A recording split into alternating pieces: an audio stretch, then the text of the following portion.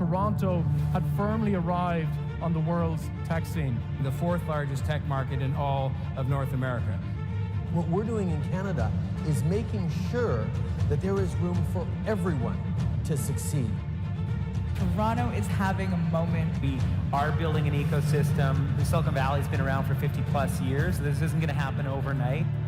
I believe the culture of Silicon Valley drove others to a business model that is incredibly destructive.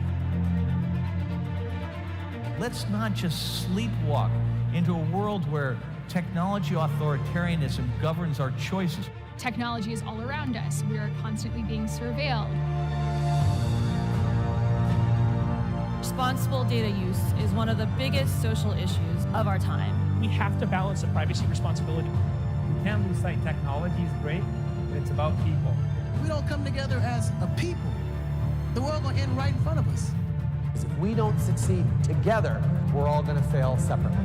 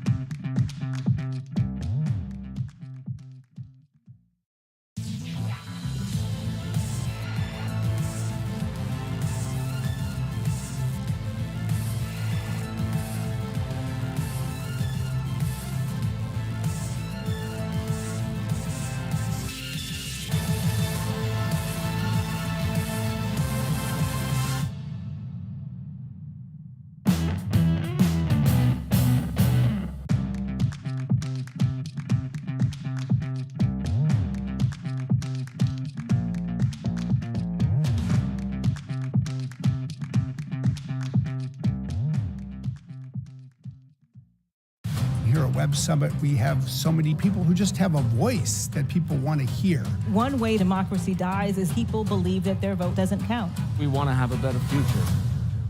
We want to have a future. The status quo does not have to win. Now it's time for hope. We must fight for that hope. We are the change that we have been waiting for. It begins here at Web Summit.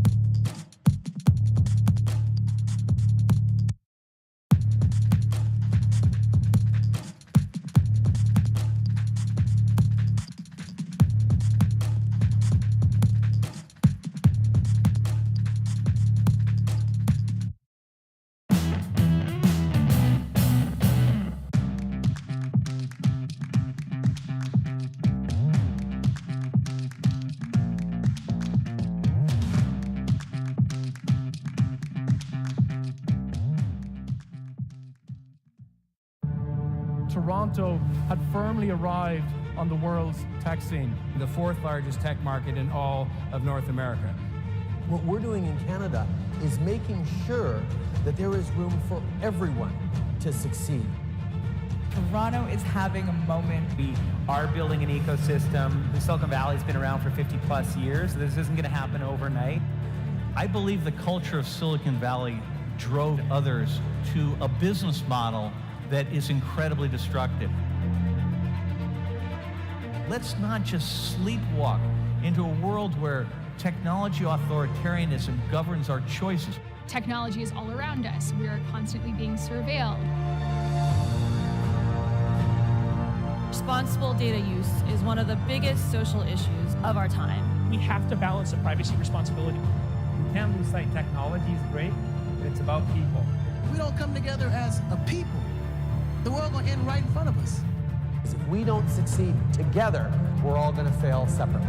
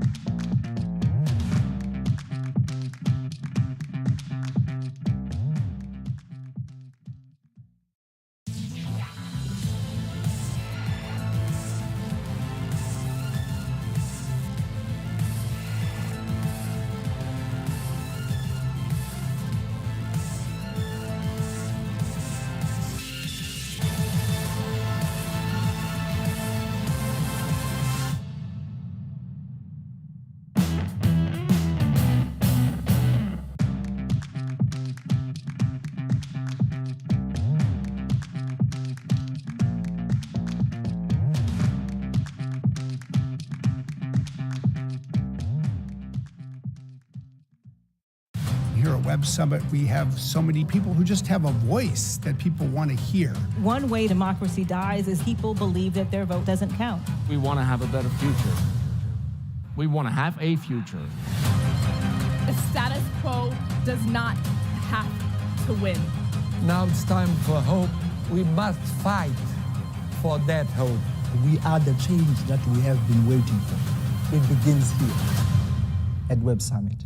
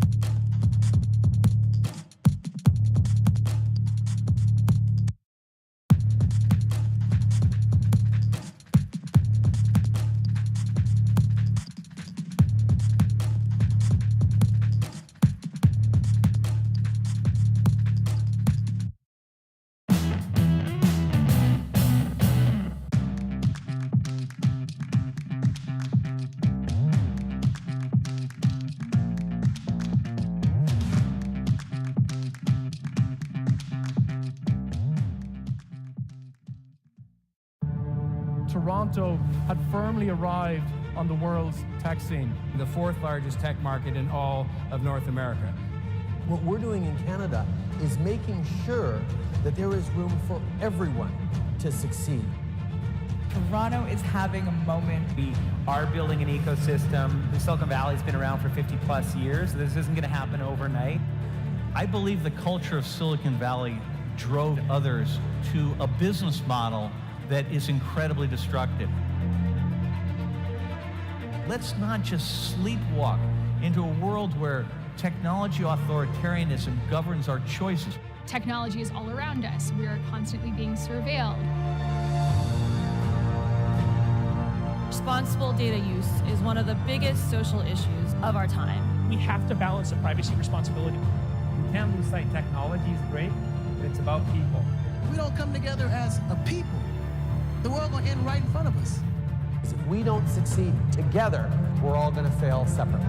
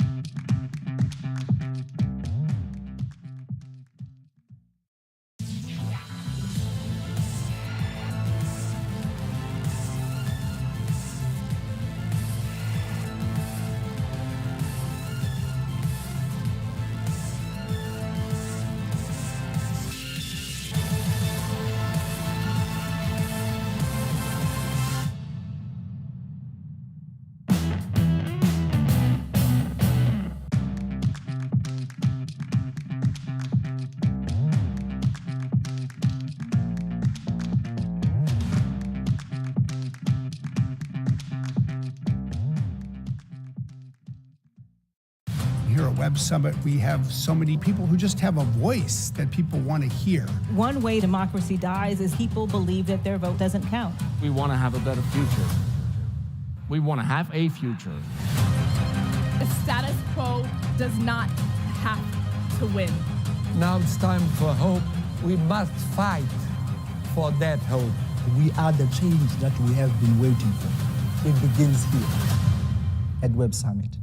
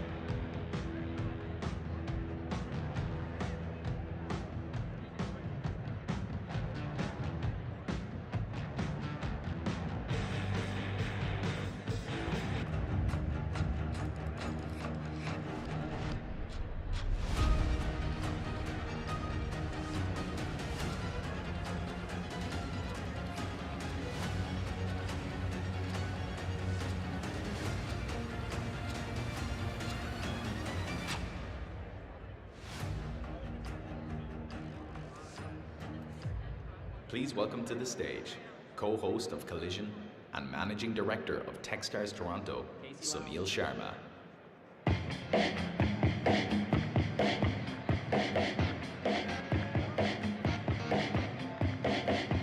Right. Okay. Hello, Collision. Oh my God. What an incredible pleasure and an honor it is to be back with you here at Collision, where we really all belong. On center stage, at Collision, and in Toronto. My name is Sunil Sharma. I'm the managing director of Techstars Toronto, and I have the great honor of being the co-host of Collision. My God, we have been through a lot together, and we've been going through it in our own ways, and as much as things feel so different to us, tonight everything feels the same, if not better.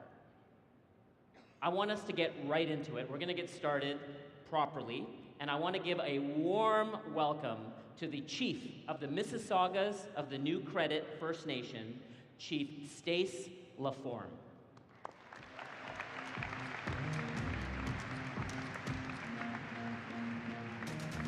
Good. Wow. It's great to see so many good-looking faces again. So, miigwech for coming. Ani, Vazu, Nagani, Nishta Mekanini, Stace Laforme, Disnakas, Kredadunjava, Mainga Dodum, Mississauga, Anishinaabe. I just said where I'm from, what my clan is, how much I paid for this shirt, where I got these shoes. But do you like the shirt? Look. See, my mama always told me, she says, you always got to give them something that they like. So tomorrow when you're asked, how did the chief do, you go, chief's sorry. But that shirt was awesome. So I want to tell you a story about my shirt. I dress like this all the time, and sometimes, see, this is just a regular ribbon shirt. I have some flashy ones at home. And I was in the store one day, and a man came up behind me, he goes, that's a nice shirt. I said, thank you. He goes, it takes a special kind of man to wear a shirt like that. So I chuckled and said, thanks. But it reminded me that when I was young, I'd have been too afraid to dress like this, too afraid what others would say. But the truth is, we should never have to change to fit into society. The world around us should adapt to embrace our uniqueness. And I think that's a learning we need to remember.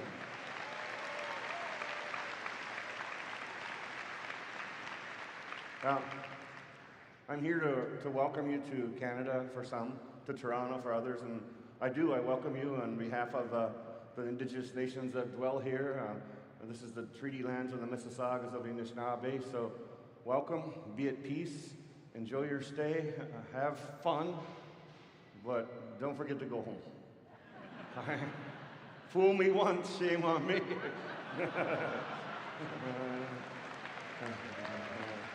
So,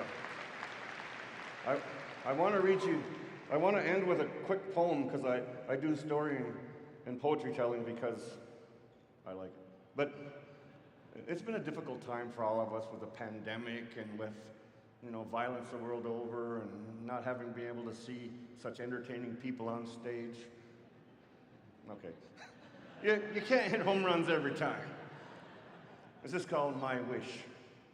My wish is to see you stand as one, to support each other through the good and the bad. Do not let jealousy or past issues cloud your reason. Do not let small-mindedness stop you. Do not let loss and grief overwhelm you. It is so easy to be divided by pain and hurt, yet it is a time to stand together, to love one another. Faced with horror, do not become a part of it. Rather, rise above it with the strength of your ancestors. Let the children see you as you wish to be seen. Stand in the light in the darkest moment, and you will leave a legacy beyond wealth or power. You will leave a world full of hope, and hope is the brightest star in our best possible future. So, miigwech, enjoy yourself. Mamapi.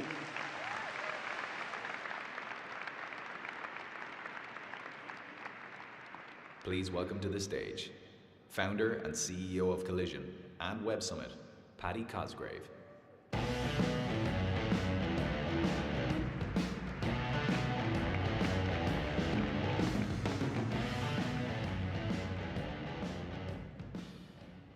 Welcome to Toronto. How good is it to be back? Who here has flown into Toronto? Can we get a cheer? I'm so happy to be back. 2019 was the last time Collision was held in Toronto. It's been a tough and long 3 years in between, but we're incredibly excited to be back. We've got a full house here this evening, and I'm sorry to all those who couldn't get in. I know many of you are joining us online, and we hope to see all 35,000 plus of you, many of you who are watching tomorrow. I just can't tell you how excited I am to be back. We've got an incredible 3 days. We've got 8 other concurrent stages that will be running over the course of the next 3 days, covering every imaginable topic with more than 900 speakers. I'll give 2 pieces of advice. The first one, the mobile app, the Collision app, is the most powerful tool that you have to navigate the event, to find interesting talks that are relevant to you, and also to connect with each other. I think we've spent so long apart that it's just joyous to get together in big groups and meet interesting people pursuing passions similar to you. So lean in on the app, enjoy the event by day, and pay attention that at nighttime there's a lot of stuff happening as well. The second thing I will say, there's a hotel across the road called Hotel X. That's the kind of official Collision hotel. And if you're looking for a space to network or chill out after the event, it's exceptional, and there's lots of space, and you might spot a speaker over there as well. So let's get the show started. It's my pleasure now to welcome John Tory, the most incredible mayor of Toronto, to join me on stage.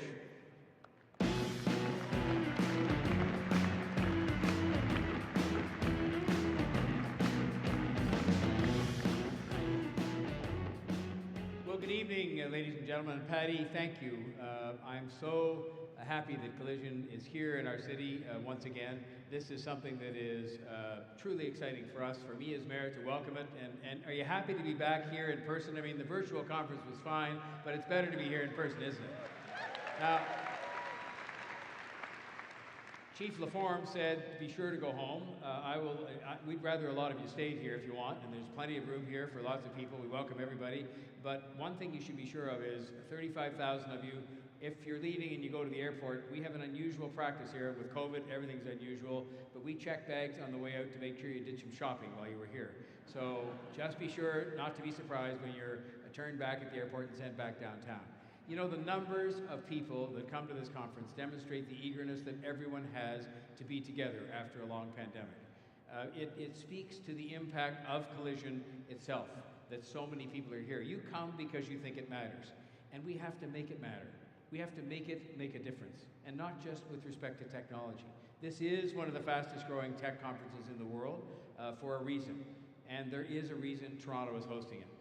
If you'll forgive me a moment of truthful immodesty, we have cemented ourselves as a global hub for technology and innovation.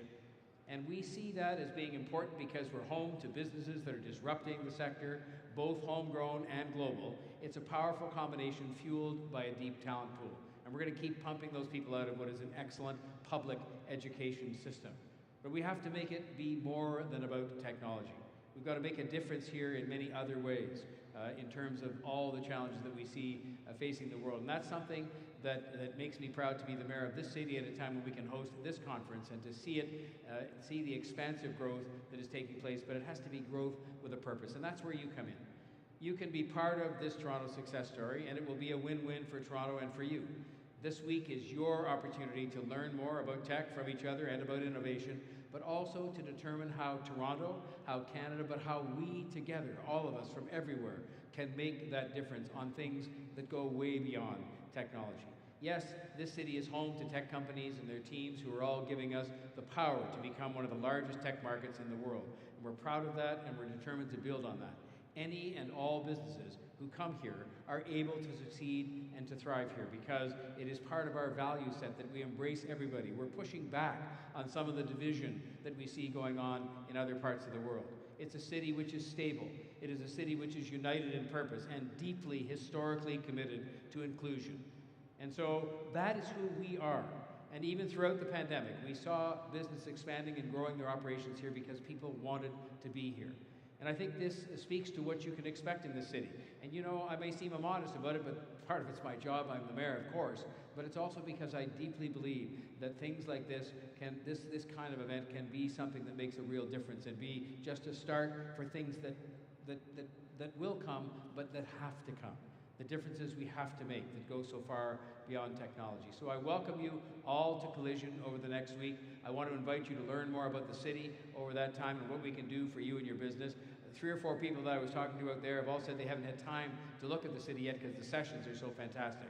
But please do take the opportunity to meet the people and explore, you know, what we're about here, because we'd like to think we've got something going here that is different, and we're welcoming the world. Record levels of immigration that have built this city. More than half the people who live in this, the 4th biggest city in North America, were born outside of the country. And we're proud of that. It's enriched us, it's strengthened us. And if you want to be part of something big, I say, welcome to Toronto, welcome to Collision. This marks the opening of what will be a great next few days. There are tons of events and speakers and experts to hear from that will offer you unique insight and spark new ideas and connect you with people.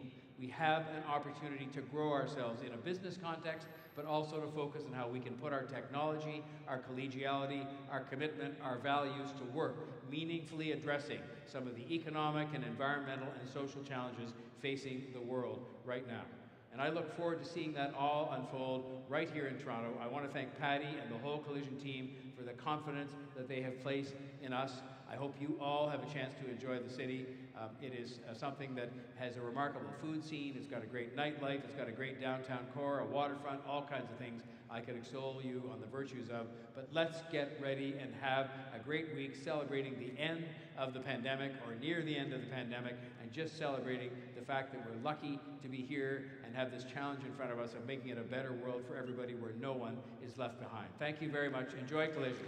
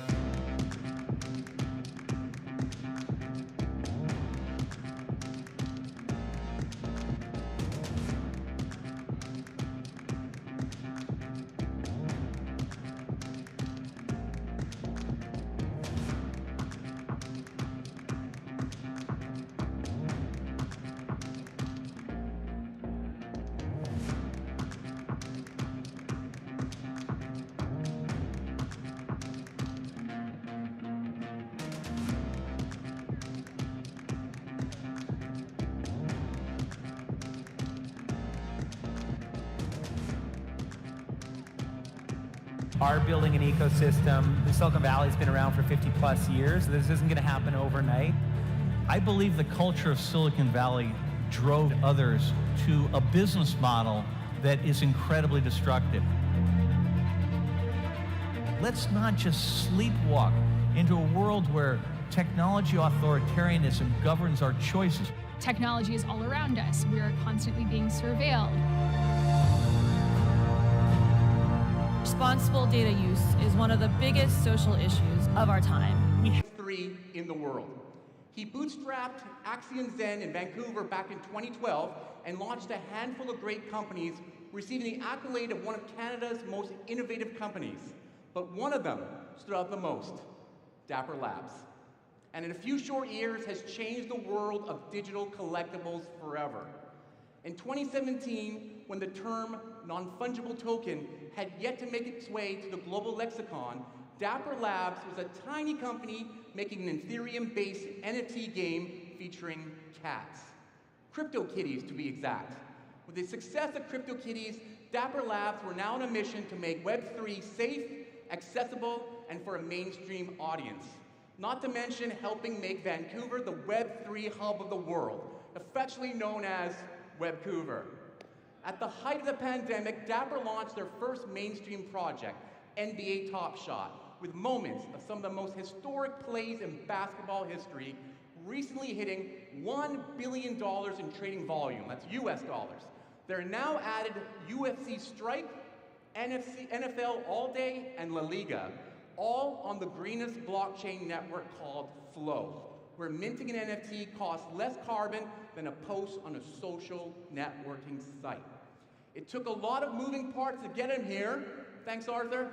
So in conversation with Global News and Gaviola, it is my honor to welcome to the stage the co-founder and CEO of Canada's own Dapper Labs, Roham Garagozlu.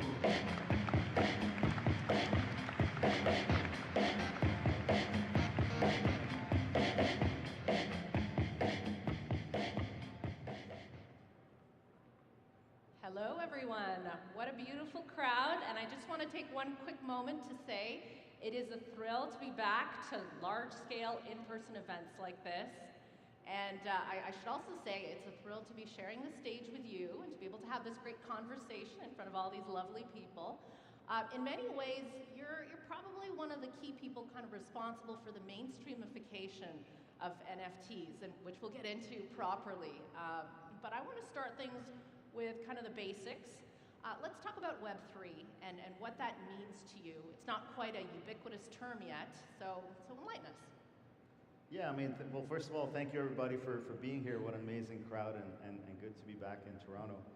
Shout out to Vancouver entrepreneurs in the audience. Sounds like there's a few in here. So Web3, I mean, I'll start off by maybe making a statement that I don't think anybody will disagree with. Our lives are increasingly digital, whether you talk about our social lives on Instagram and Twitter, whether you talk about our business lives on Salesforce or GitHub, whether you talk about the software that our governments use to make decisions that impact all of us every day in ways that maybe nobody fully understands. Software and the data systems, the data networks that sit on top of software already run everything about our lives. And so in a sense, we already live in the metaverse. Web3 is a new kind of software, is a new way to write software that actually makes it more open, more transparent, and more suited for the world that we live in a world where we as humans are so reliant on the software systems that govern our lives. Web3 is a way to build software that respects our rights as users and creates incredible opportunity for entrepreneurs and for developers that is global and permissionless. Anyone, whether they're 12 years old in Botswana or whether they're a Harvard graduate in Toronto, they can sit there and write software that billions of people around the world can use without any middlemen, without any person trying to take 10%, 30%, whatever it might be. And the most important thing to remember is Web3 is incredibly early. You have a handful of applications, you have a few millions of users that have ever touched Web3 products. And yet, it's this incredible green field of opportunity that means we can build software that sort of progresses society and takes us to the next level. Okay, so we've got the basics kind of out of the way. I do also have to ask about what I consider kind of the big pink elephant in the room. There's a lot going on in crypto markets. There's a big sell-off, a collapse, a crash, however you want to describe it. I've heard, some choice words like a bit of a bloodbath or a reset. What I would like to find out from you, and I've been talking to quite a lot of people in the space about this, what is your take on what's happening right now and kind of the impact, let's connect those dots of what's going on right now for kind of the longer term and medium term for this industry? Yeah, I mean, look, I've been an entrepreneur through multiple cycles now, and we started Dapper Labs in 2017, immediately went through a bear market cycle there, and that's where we built the whole company. That's where multiple billion-dollar companies were born, whether it's OpenSea or Alchemy or others. And so for me, nothing has changed. But at the same time, as entrepreneurs, as builders, we have to have empathy that, for most of our customers, their lives have been deeply affected, whether they're invested in NFTs or crypto or in Apple stock. nothing is unaffected by what's been going on in the macro markets. And so we have to have empathy for our users, but recognize that crypto or Web3 or whatever you want to call it is one of the only markets in technology with 1,000x potential already built in. We've touched 1 million NBA fans. There's 1 billion NBA fans. There's 1,000x just in the NBA alone. And with that mindset, the work that we do can add more value to more people and sort of counteract what's happening in the macro markets. If you think about 2008, the whole passion economy was born out of people saying, well, the normal economy is not doing well, so what can I do in terms of monetizing the resources I have with Airbnb, et cetera, monetizing the time I have with Uber and Lyft. And I think this sort of reset, as you put it, is going to be such the right opportunity for builders to kind of create the next generation of products. Now, the key thing to remember, though, as for all the CEOs in the room, you have to stay solvent longer than any markets can stay irrational. And so make sure you don't run out of money, and make sure that you sort of are building products that respect the current consumer mindset, which is around efficiency much more than, let's say, luxury or showing off or whatever it might be. But gaming, entertainment, anything that adds real value to real people is in my opinion, completely recession-proof. Completely recession-proof. Super interesting. Now, I want to talk about your kind of MO, your raison d'être. You're a bit of a man on a mission, is how I would describe you. And a big part of that mission involves mass adoption, widespread adoption. You'd love to see, I'm told, crypto wallets available to everyone who'd like to have access. Tell me a little bit more about that, and also how CryptoKitties essentially kind of paved the runway for all of that. Well, yeah, I mean, look, CryptoKitties was a product we built even before Dapper Labs existed, and it was almost a proof of concept it was the first product that said, well, you can use crypto technology to build things other than currencies, and things that normal people can use. And you're right, I am a man on a mission, because I think once we put crypto wallets in every pocket, that is basically every person empowered to both create, share, and participate in value economies around the world.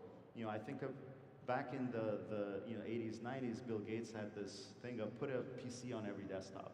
And PC on every desktop was kind of the ability for any person to access the world of information out there.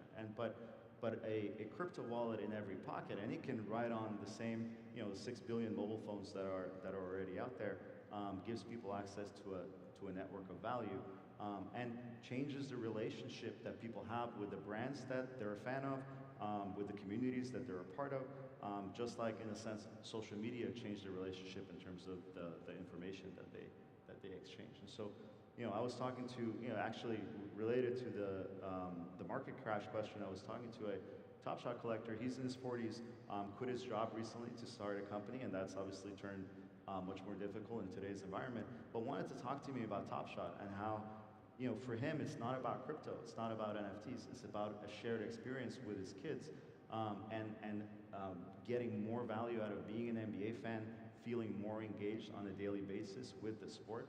And his kind of message to me in this kind of user research call that I did was, don't get, the real fan in Top Shot. Yes, the economy is critically important, and there's a variety of things the team is doing on that front.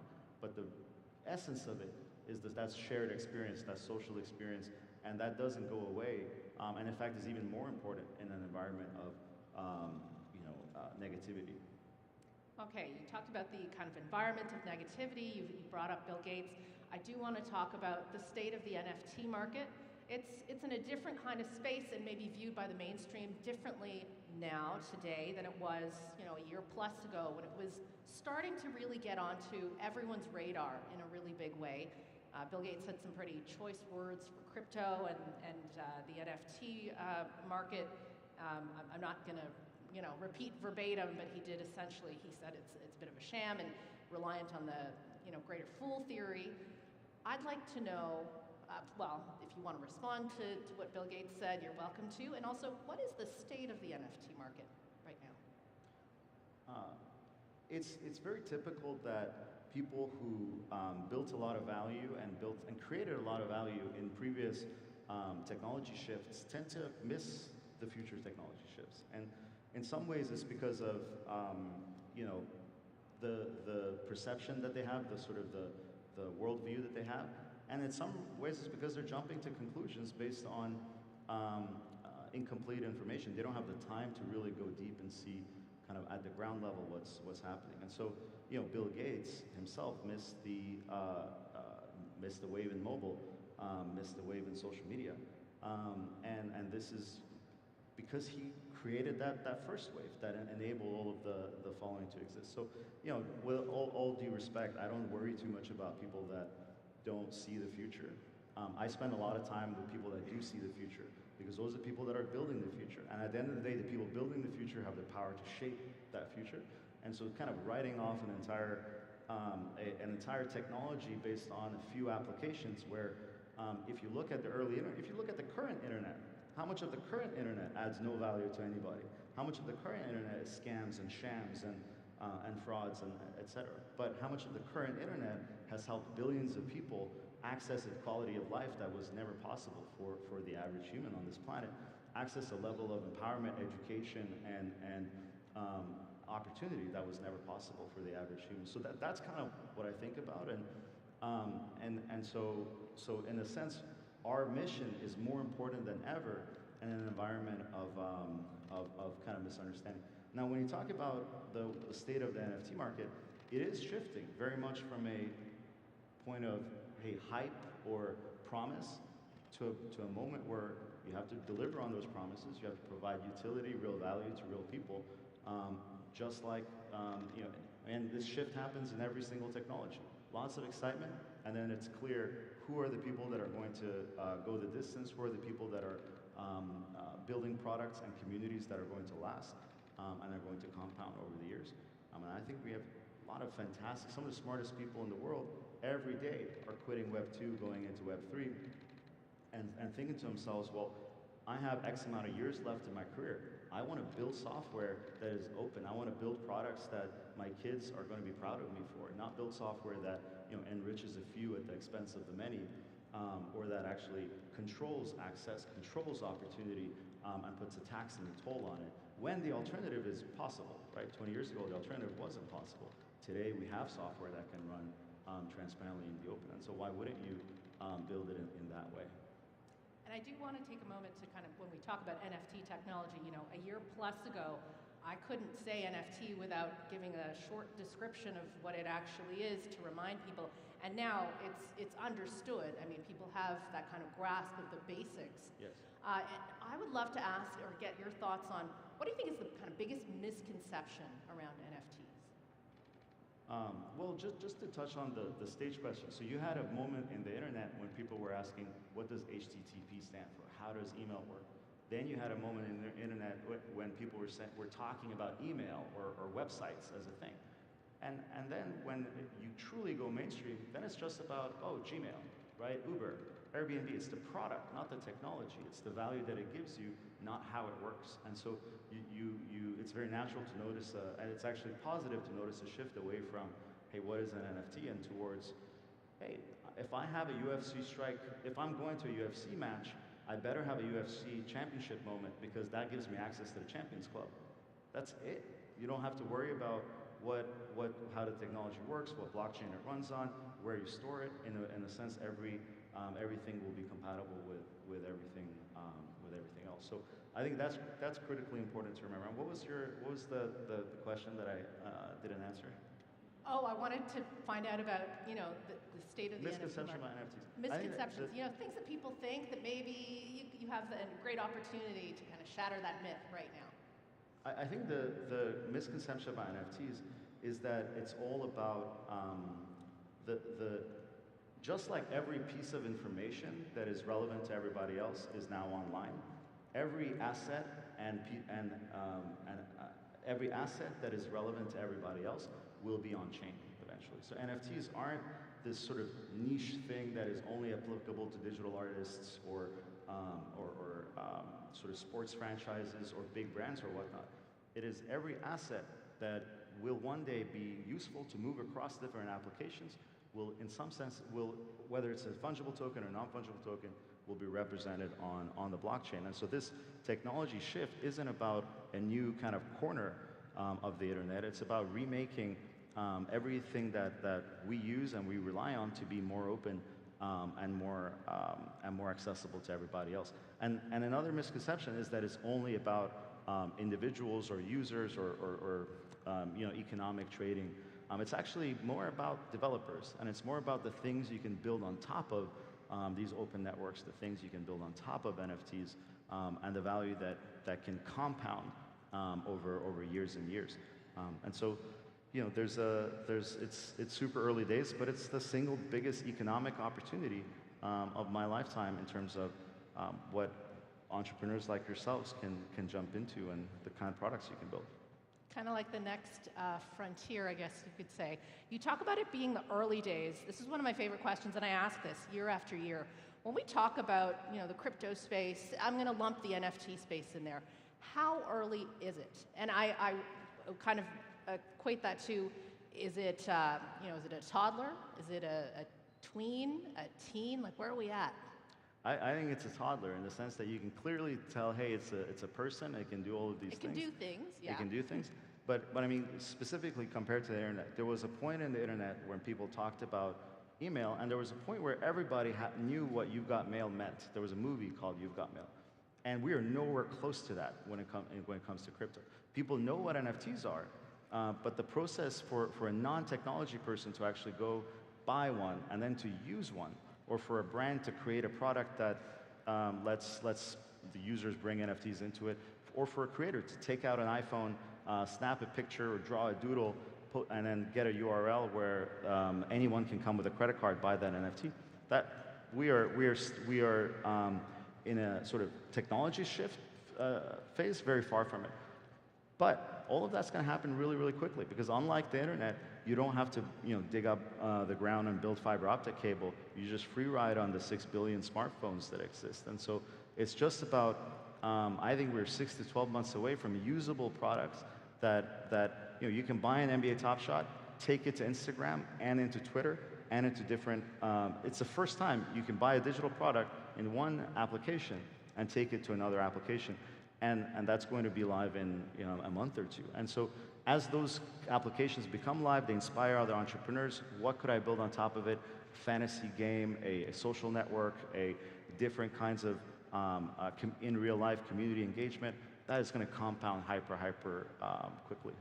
That's super interesting where you talk about the reducing of the friction points for consumers, because you're right, they can't handle too much. We don't have a ton of time, but I absolutely want to ask you, what is the one thing that you want everyone watching and listening to kind of take away, to remember from our talk and our moment here? Yeah, I mean, I think it's something I mentioned a couple of seconds ago, which is the people that build the future have the power to shape it, and everybody in this room has the choice to work on anything you want to work on, and to build things in multiple, there's 1,000 ways to build the same product for the same customer. And I think that it's incumbent upon us to look at the lives that we're leading, the dependency that we have on digital networks, and say, well, why not build them in an open way? Why not build them in an interoperable, decentralized, and ultimately accessible way where anybody in the world can be empowered to create value? So that thought of, hey, you have a choice of what to work on, and you have the choice of how to work on it, is in a lot of ways what motivated us to get into NFTs, to create the concept of an NFT or CryptoKitties, etc. And I think it's incumbent upon everybody to see if you can do the same. What a great kind of parting message for this kickoff for Collision. We're going to leave it there just for now, but we can continue the conversation. You can find us at Collision. You can find us on social media. Thank you so much for your time and your insight, of course.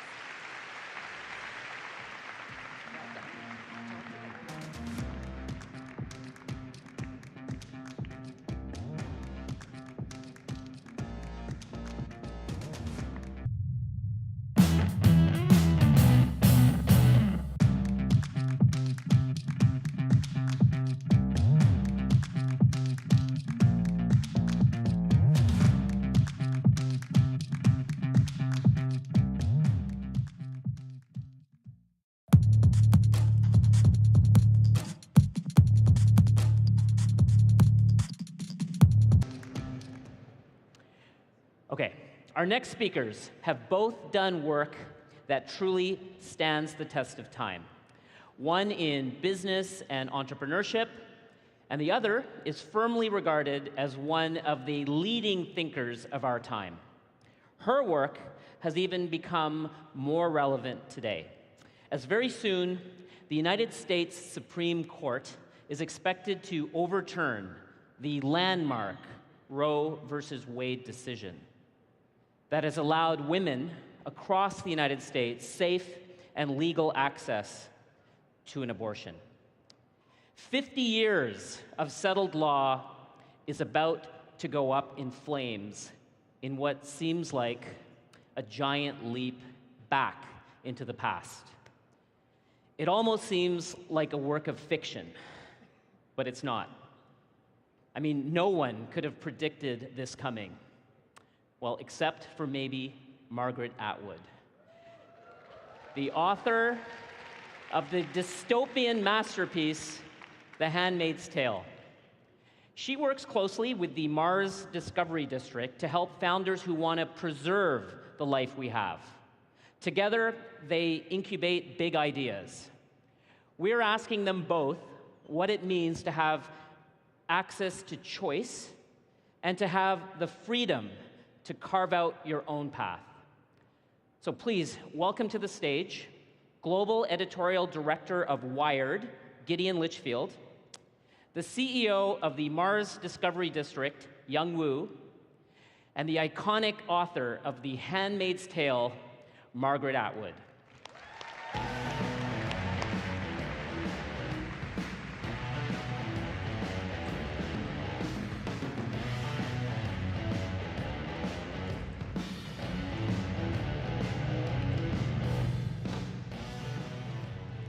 Good evening.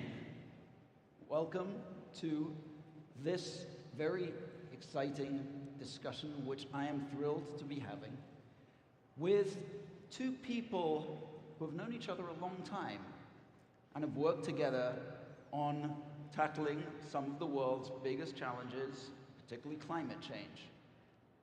And I want to start by noting that we are in what feels like a strange moment in history, where history almost feels like it's moving in two directions at once. On the one hand, we're not out of the pandemic, but we're learning to live with it. We've learned to make it a lot less dangerous. There have been huge advances in mRNA vaccines as a result. There are all sorts of hopeful signs. And then at the same time, obviously, we're possibly on the face of a global recession. We have the war in Ukraine. We have decisions, the possible overturning of Roe v. Wade. All of these signs of backsliding of liberal democracy. And one thing that you two share in common is that you are both optimists. And I would like you to tell me why. And whether or not the events of the last, few months or years in particular have shaken any of that optimism. Margaret? Oh, you're going to make me do this first. Okay. I'm really old, and I can remember when it's been worse. So I think one of the problems for young people is they got born into a time that was pretty good, rather than into a time that was pretty bad, like me. I was born in 1939. What does that tell you? 2 months after Canada entered World War II. So we didn't have a lot of choice. No, I'm not complaining. Yes, it was the 40s. We didn't have a lot of toys. We also didn't have a lot of vaccines. So polio, diphtheria, whooping cough, scarlet fever, name others. Those were all still with us. Smallpox still at that time. TB, antibiotics were just being invented. So it's been a lot worse. And I'm pretty optimistic because this pandemic really didn't kill that many people relative to what other ones have done. And it was dealt with quite speedily. I was very impressed. again, relative with how quickly they developed those vaccines. So it is a Charles Dickens quote, best of times, worst of times, but it is not the worst of times yet. And we are still at a moment where we could turn it around. Over to you. Thank you, Margaret. I've known you for how many years now? Hundreds. Yeah. It's still completely intimidating to sit next to you trying to answer questions. One of these days, I'm going to have to get rid of that. But look, I've been an entrepreneur, a serial entrepreneur all of my life.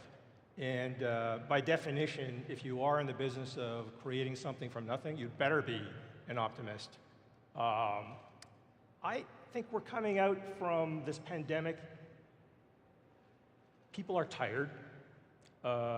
It's been a horrendous journey for families and communities and businesses, but we're also in what I think of as a period of transformation.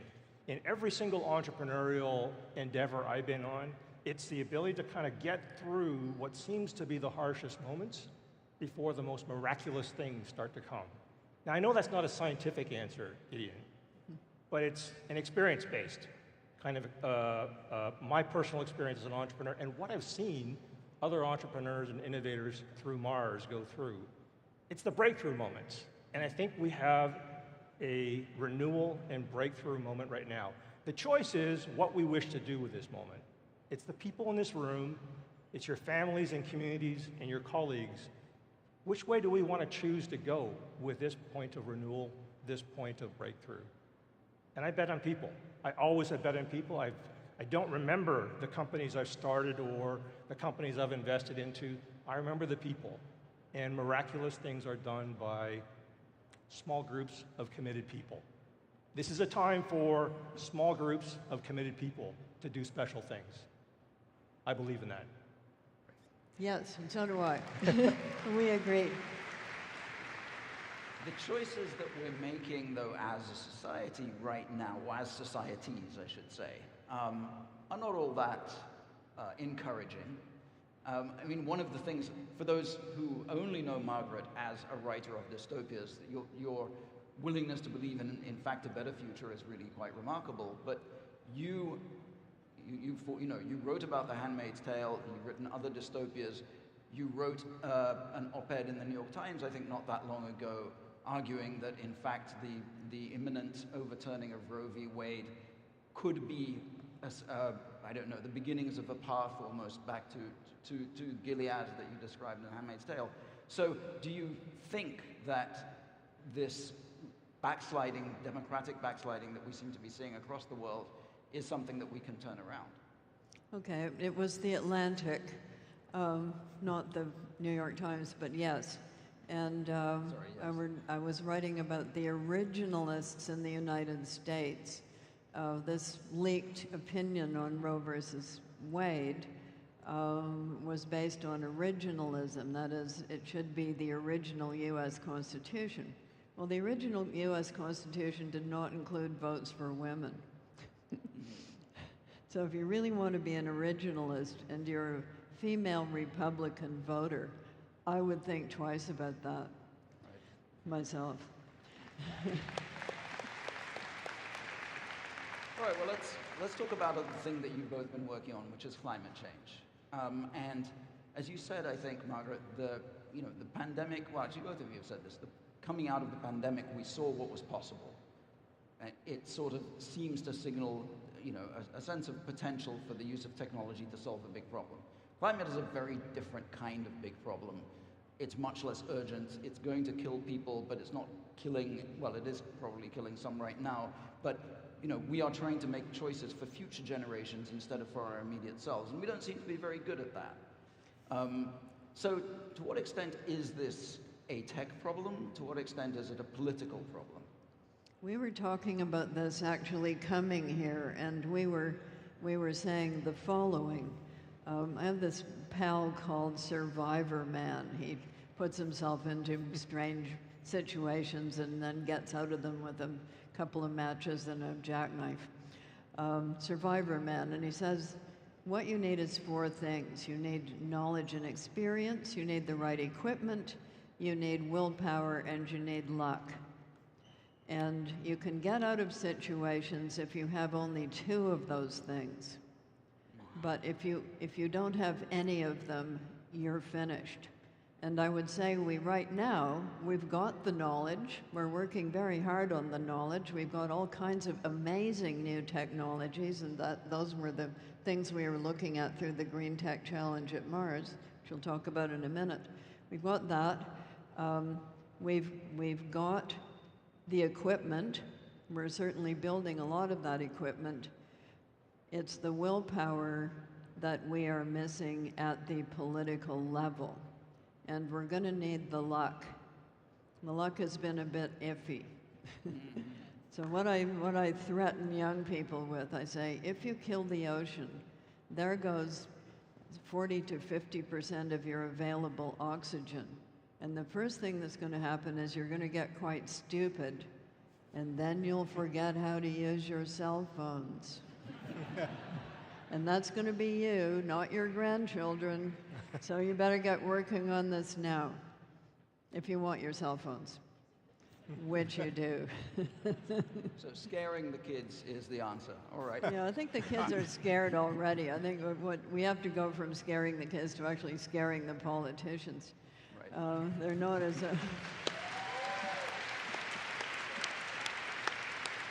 well, sometimes they're not as hooked on their cell phones, but they will be soon, because the new generation is going to come in to those political positions who have never known what it is to be without a cell phone. Just telling you, once there were none. Young, can you talk a little bit about climate tech in Canada in particular? I mean, you just launched, I think it was announced today, an initiative together with KPMG. So what is the technology that we still need to build? Because it feels like there's a lot of climate tech around already. What are we missing? So every day I get to walk into Mars and visit with people that invent the future.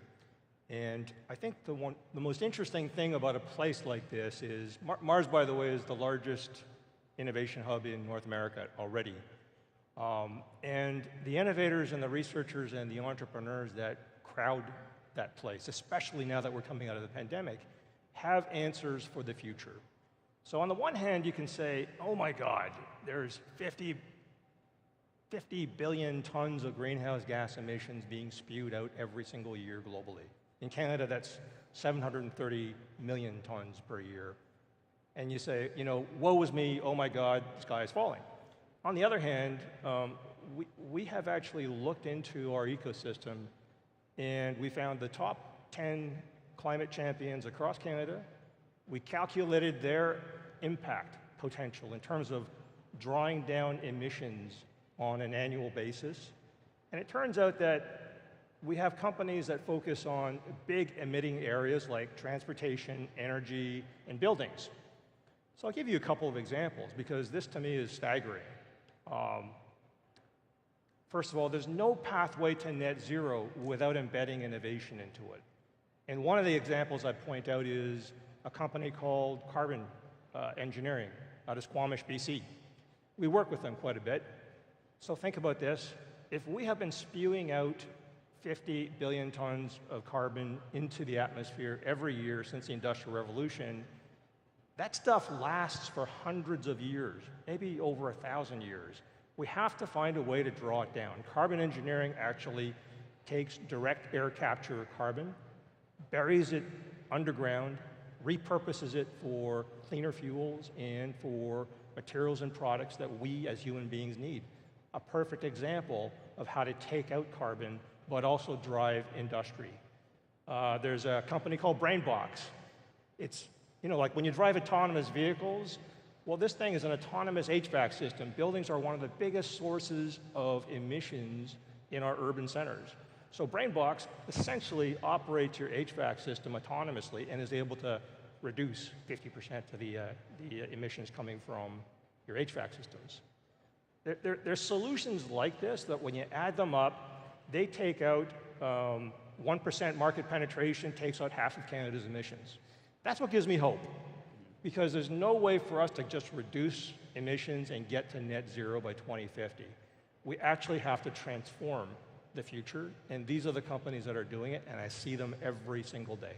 I loved one of the competitors in the Green Tech Challenge. It was called Women in Green Tech Challenge, for which I was the judge. I was the only judge who actually didn't know what she was doing, but the others were all in the tech sector, but I was not. But as a consumer, I could look at things, and one that I really liked was a membrane used in air conditioning. No moving parts, didn't use any energy, and it took the moisture out of the air that was going into air cooling systems. And most of the energy in an air conditioner is used to take out the moisture. So this membrane takes it out before the air gets to the cooling part, and that reduces the energy consumption and the cost by 80%. So imagine what that would do in all of the air conditioning systems. Totally, and actually maybe I can build on that to point something else out. There's really an orthogonal topic, an orthogonal line of thinking that comes with that example, Margaret. You were an unbelievable judge for us in a Women in Clean Tech challenge. And it just struck me that the solutions that we saw coming from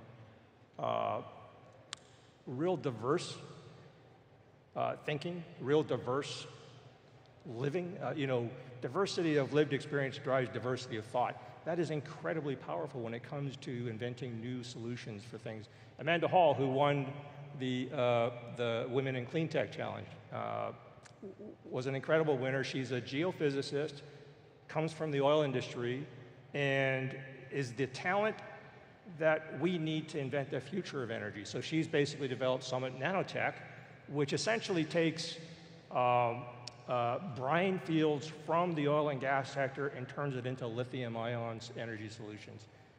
One of your contestants. An amazing solution, and something that I think is amazing just to point out. It didn't just come from the back offices of Suncor. It came from an entrepreneur. It came from a women entrepreneur. It came from deep science, deep tech, and it's based out of Calgary. And thinking about recycling, like taking something, turning it into something else that's positive. Exactly right. But it seems to me like one of the things that we're still struggling with is to really get that diversity happening. I mean, in the US, the proportion of venture capital money that went to women-only teams of founders, it's actually been declining over the last 5 years. It was 2% in 2021. Why is this? Why is it still so hard to diversify the field? We haven't done enough here in Canada either, I would say. I believe that 30% of the entrepreneurs we're seeing are women, and yet they only attract 2% of venture capital. Now, we have some great new initiatives that are focused on women, that are built by women, invested into by women, and that are backing women. I think this is where it all starts, because I'm back to the whole thing about if you have a homogeneous line of thinking, you're going to get a homogeneous result. And we actually need to have synthesis happening from different points of view, different lived experience, and certainly gender diversity is something that we desperately need to inject into our innovation process. Yeah. Like, how can we actually invent the world of the future when the fuel that drives that is talent, and we're leaving half the talent sitting on the sidelines? That doesn't add up. Right.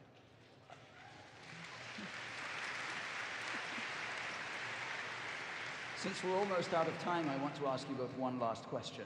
We've been talking about what it takes to change political will, what it takes to build technology for climate change. How do we change individual behavior? Is that even something we need to try to do? Some of us have been flying, the airports are crazy, the planes are packed, it seems like we're going back to normal. How do we actually change people's behavior? Well, we're working on a project called Practical Utopias that we're launching on a new internet platform called Disco. It's a female-headed enterprise, by the way.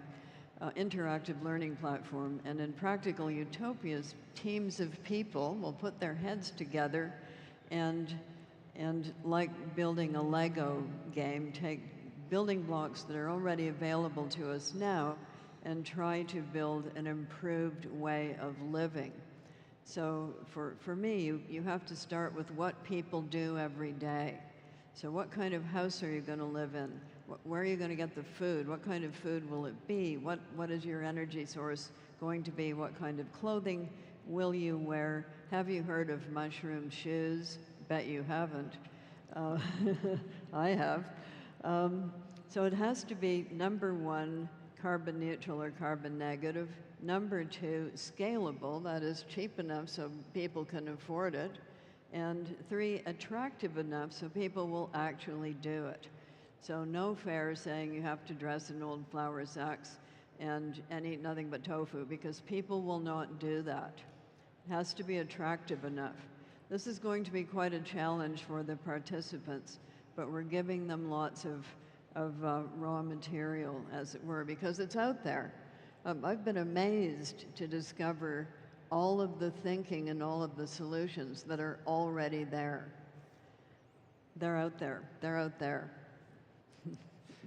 All right, unfortunately, the red clock is telling us that we are out of time, but both of you, Young Wu, Margaret Atwood, thank you so much. Thank you.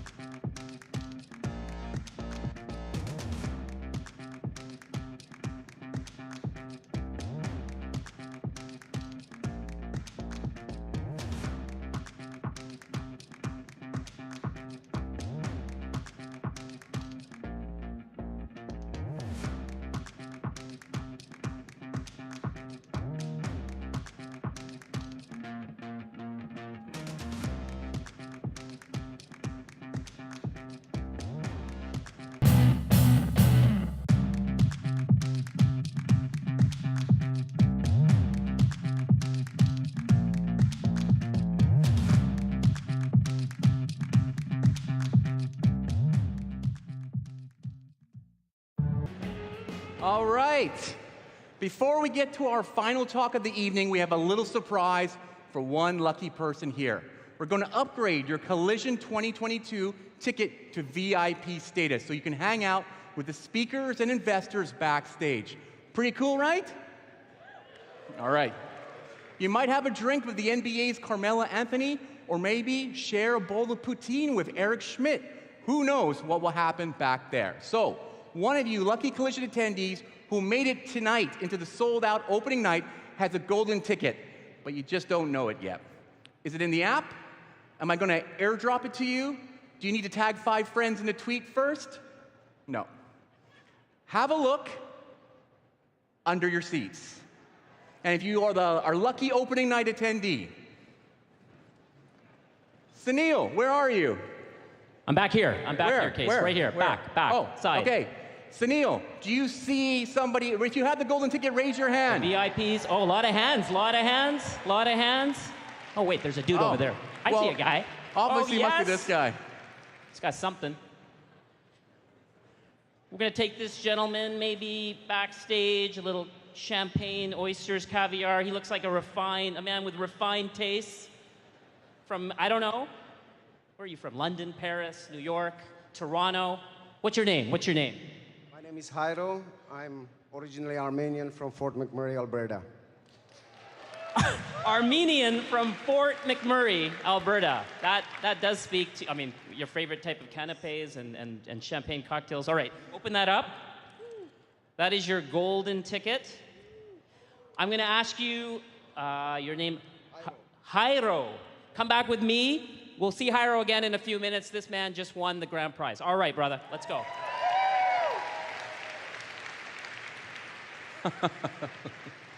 All right, we'll see him backstage later. All right, are you ready? Our next guest won an Academy Award for Steve McQueen's biographical period drama, 12 Years a Slave. for which she received critical acclaim and became the first Afro-Latina to win the Academy Award for Best Supporting Actress. Star Wars fans out there, you'll know her as the voice of Maz Kanata from the recent sequel trilogy.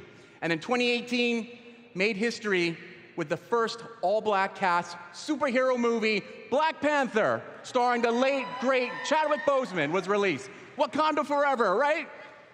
The movie broke global box office records as it spoke to millions of people around the world and honored Black imagination, creation, and liberation. Lupita Nyong'o was one of the stars of that movie that inspired people all over the world. Now she wants to do the same for children.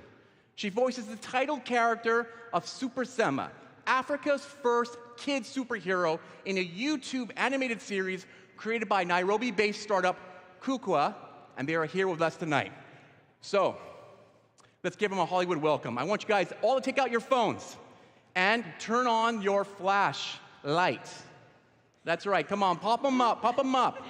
Oh, beautiful, look at that. So please welcome to the stage, Editor-in-Chief at The Cut, Lindsay Peoples-Wagner, who will be talking with the COO and CEO of Kukua, Vanessa Ford and Lucrezia Bisignani, and star of the upcoming Black Panther 2 Wakanda Forever and Academy Award winner, Lupita Nyong'o.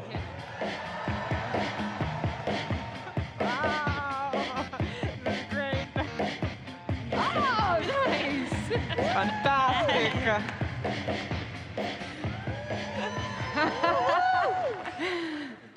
That was amazing. Thank you. What a welcome. Wow. I think we have a little preview because we are here to talk about Super Sema, and I'm very excited to see.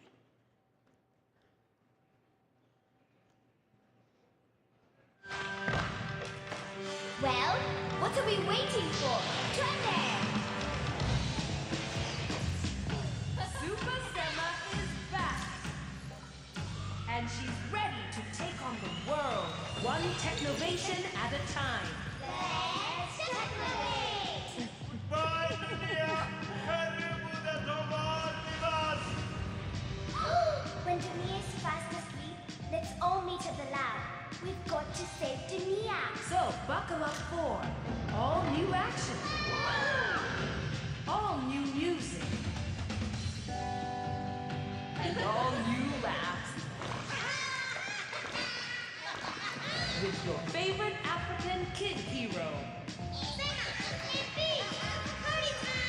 All new episodes of Super Sema. One day, and I shall triumph forever.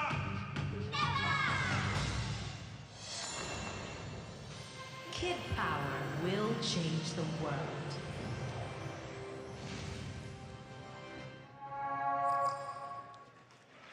It looks amazing.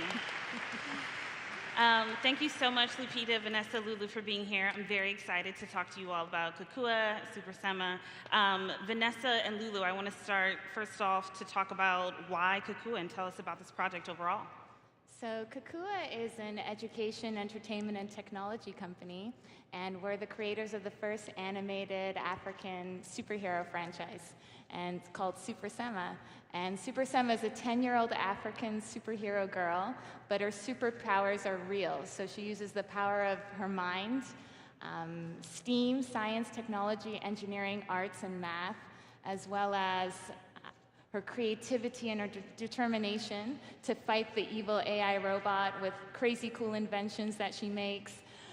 We released our first season last year and with YouTube Originals, and the channel quickly grew and got 40 million organic views. Amazing.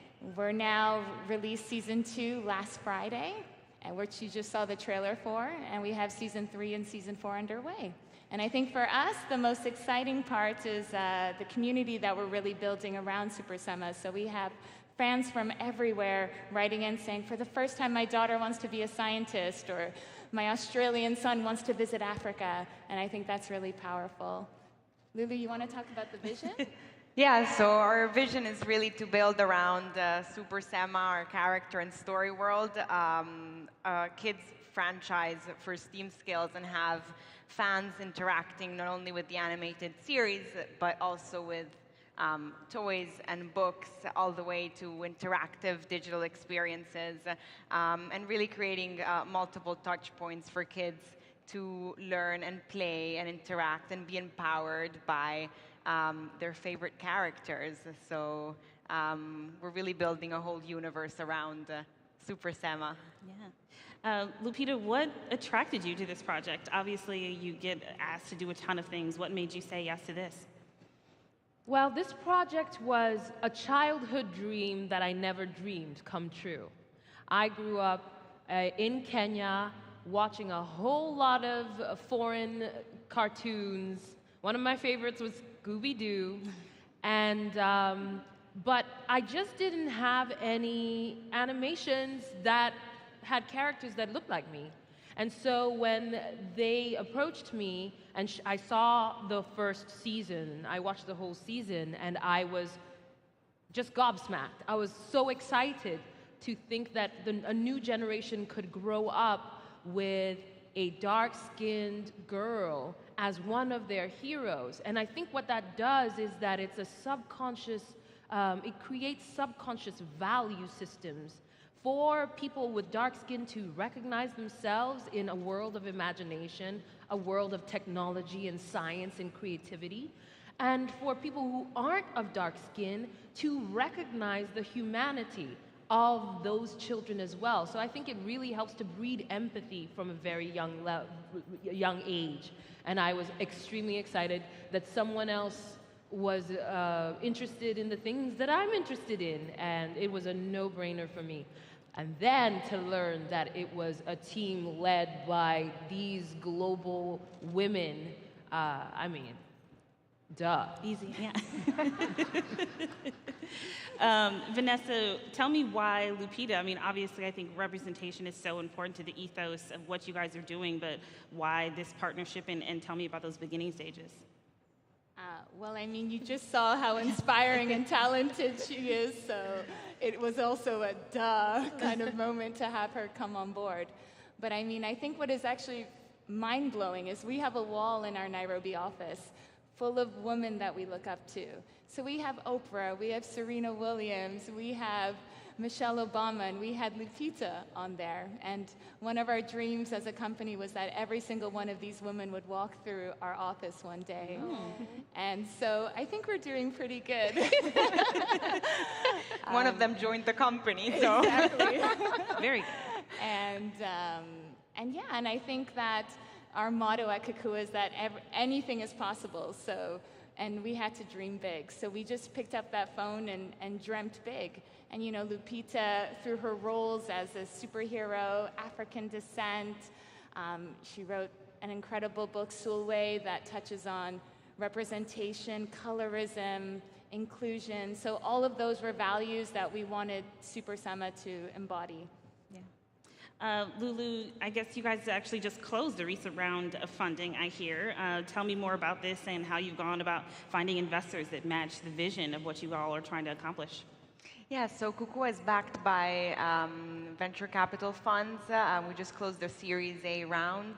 Some of our investors from our seed round were Echo VC, an African fund, and First Minute Capital, a London-based fund backed by 120 different unicorn founders. And then our Series A was led by Alchemia Investments, and also we welcomed Tencent on board. So we have great investors who really believe in the future of ed tech and entertainment combined and what we're creating around Super Sema. Amazing. A lot of what Super Sema is about is also just, I think, the evolution of storytelling being more inclusive and diverse. Where do you see entertainment storytelling going and evolving over time? I mean, this is a good question for all three of you, but Lupita, if you want to start. Me? Yeah. Okay. The future of storytelling. Well, I think with the advent of social media, we find that stories and the ability to create audience for stories is being decentralized. And now, literally everybody has the opportunity, almost everybody, has the opportunity to tell their story or tell a story in the palm of their hands. And I think that what that does is that the line between where a story begins and where it ends is growing blurrier and blurrier. So for me, the future, I think, of storytelling is way more interactive than presentational. And I think we see that with the different ways that stories are activated. You know, you might have a story in a cinema, but there's different activations on social media and so on and so forth. And because of that decentralization, the gatekeepers are no longer as powerful or as relevant. They actually really need to listen to what people are interested in talking about. And so I think the dynamics between the power dynamics have shifted and kind of reorganized. I totally agree. And following up from what you said, Lindsay, for me, I see the future of storytelling being a lot more authentic, a lot more real, diverse, inclusive. I think you can't tell new stories unless you change the storytellers. So I think we're going to see a lot more new voices, unveiling new cultural identities. I think as storytellers, we have the power to shape the cultural dynamic, and I think it's important that we do that, not just through representation, but also inviting new audiences to see through someone else's eyes. Yeah, and I believe the future of entertainment is going to be way more interactive, immersive, propelled by technology, and having at the center an IP or a franchise so that fans can really go beyond the content itself and enter a story world and interact with the characters in new and exciting different ways. So, Lupita, what are you envisioning or dreaming about that you want to see come to life with the characters on Super Sema? What is your goal? Wow. Well, these incredibly talented women and this company have got a lot of cool things in store.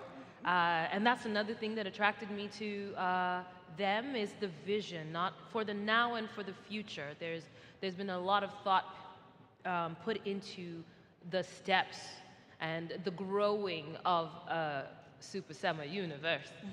And I'm interested, of course, there's the development of commercial goods, but I'm really excited about the experiences.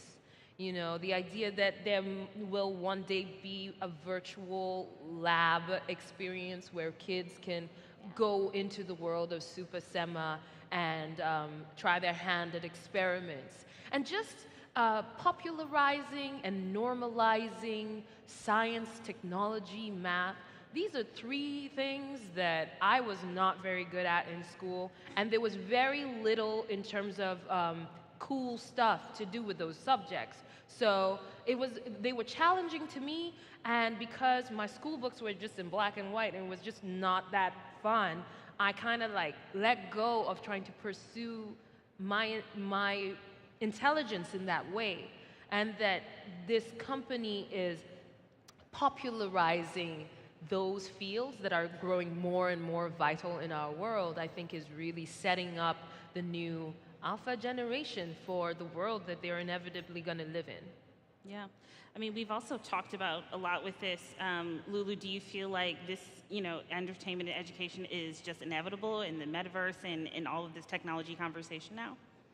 I believe so. I think one of the most exciting opportunities for the metaverse is the education, which hasn't seen a lot of innovation, and we've seen it specifically through the pandemic with kids stuck on Zoom classes when they could be in amazing virtual environments, learning in really engaging and fun ways.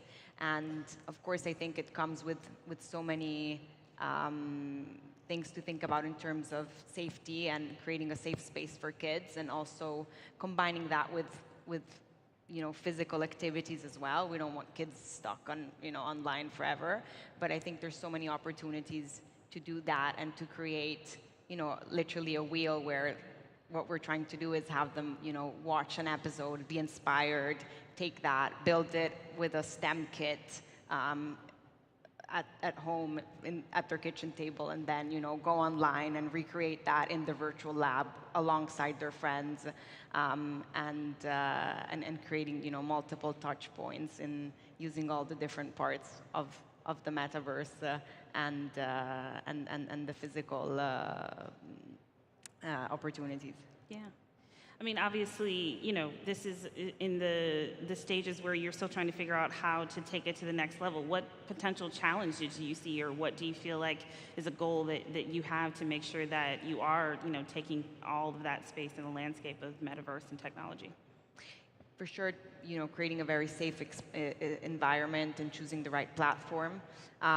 We've also just brought on board one of the key thought leaders in the metaverse space, someone called Matthew Balls, and together we're planting the seeds for the next interactive, immersive experiences of SuperSema. I mean, you guys also just signed with Penguin. Tell me about this venture as well. I think Vanessa or Lupita, one of you can answer this as well. Well, I think Lulu is better for this. Yeah, I mean, we have books coming out. We just signed with Penguin Random House, so there's going to be a line of SuperSema books, and we kicked off our licensing and merchandising program with toys coming out this fall. We're going to have the SuperSema doll kick off in November, and then next year, books, apparel, accessories, STEM kits, and all sorts of other SuperSema merch for our fans to engage with. Complete takeover. I love it. I love it. What are you all envisioning or excited for in the next 5 years? Like, where do you see this in the next 5 years from now? We have bold plans. We have a lot of plans cooking.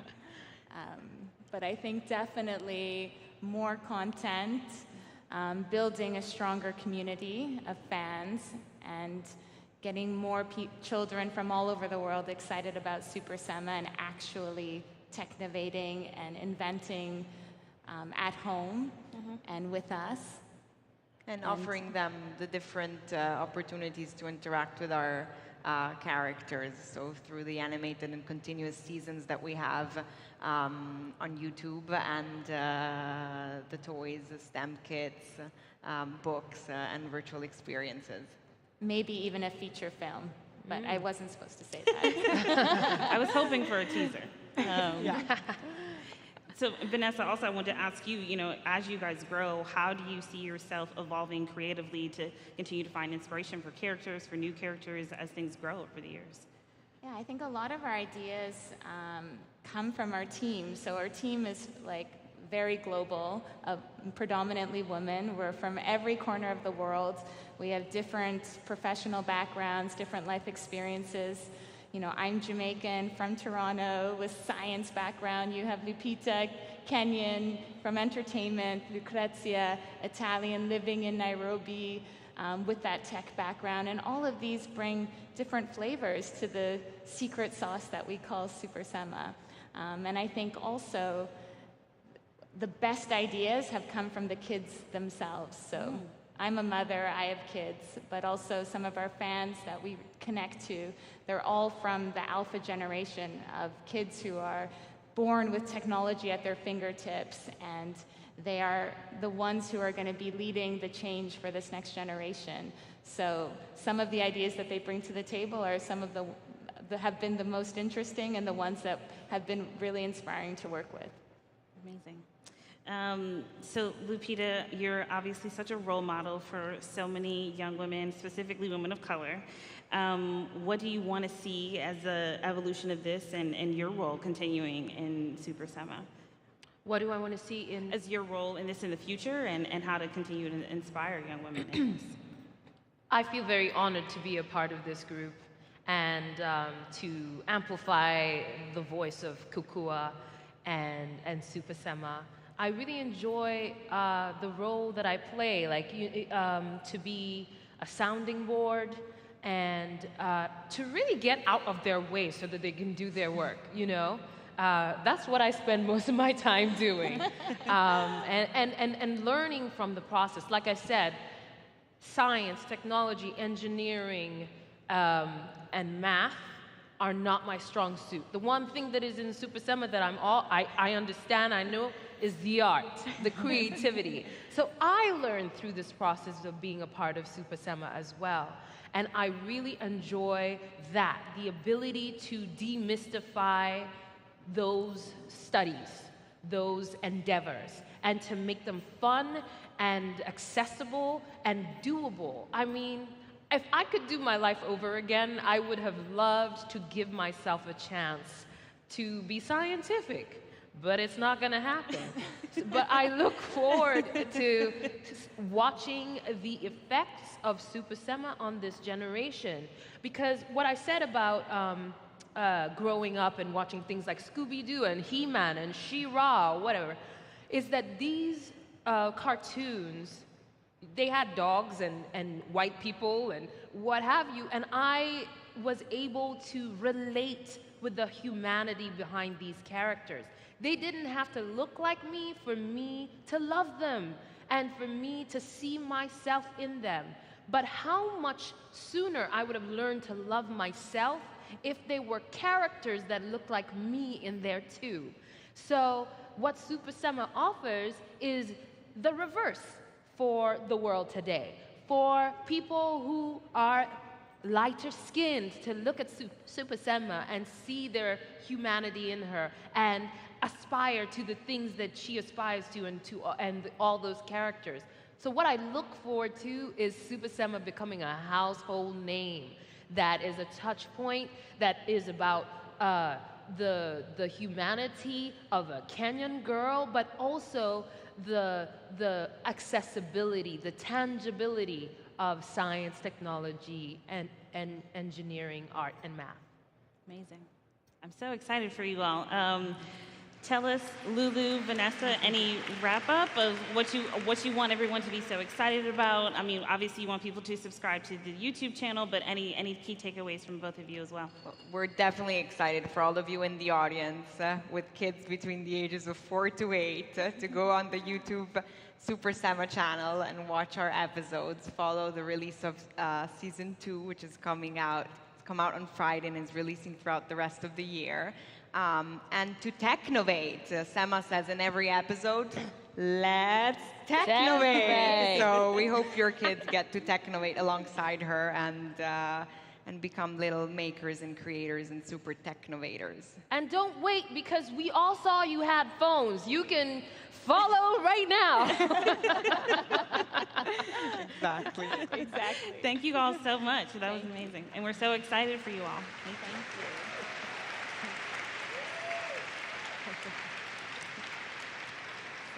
Okay. I think we go out this way. Yeah, I think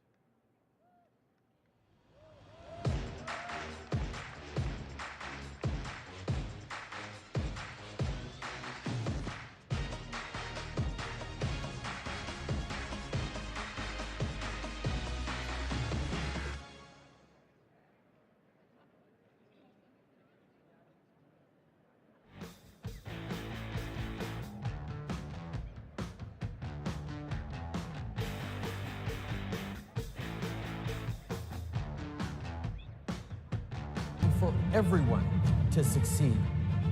Toronto is having a moment. We are building an ecosystem. The Silicon Valley's been around for 50 plus years. So this isn't going to happen overnight. I believe the culture of Silicon Valley drove others to a business model that is incredibly destructive. Let's not just sleepwalk into a world where technology authoritarianism governs our choices. Technology is all around us. Hey guys, we're about to finish in about 2 minutes. I'd like you all to put your hands together as we welcome up on stage the incredible Canadian startups that are featuring in this year's event. Let's hear it for them. Come on up, guys.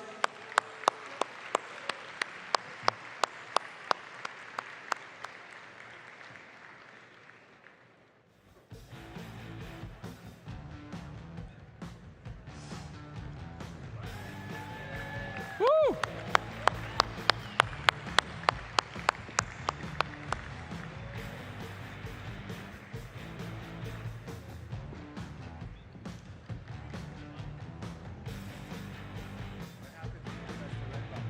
Who's had a good time so far?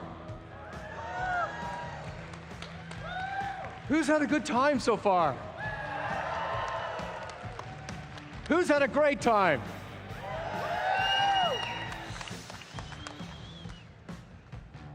There's a lot of startups. It's taking a while. A lot of startups in Canada.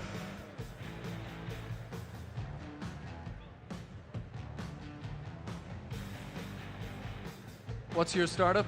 ExcelScout.ai. What's it do? It's a platform for innovation, accelerating innovation. Fantastic. You based in Toronto? Yes. Welcome. Thank you. What's your startup do? AlphaLayer.ai. We're an AI-based investment management tool. And based in Toronto? Of course. Wow. Anyone here not based in Toronto but somewhere else in Canada? You're all from Toronto. Oh, a few. Oh my God, that's unbelievable. Okay, it's time. Mayor Tory, would you join Sunil, Casey, and I to start the countdown and to officially open Collision 2022? Here we go. Okay. Anna, yes? Go. Excuse me, just kind of slide behind you here. There we go. Thank you very much.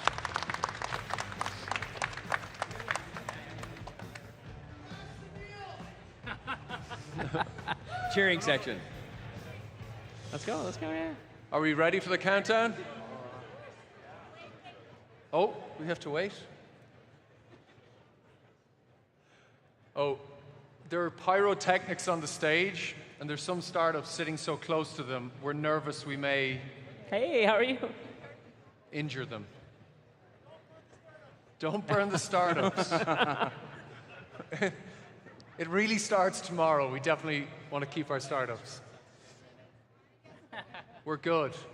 Is there a countdown? I think it's a countdown of some sort. Do we start the countdown ourselves?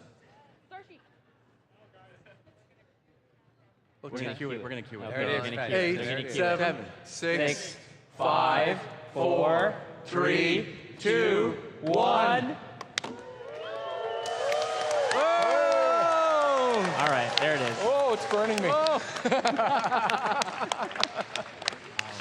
All right. Thanks everyone for coming. That's us. That's it from us for tonight. See you all tomorrow. Good night.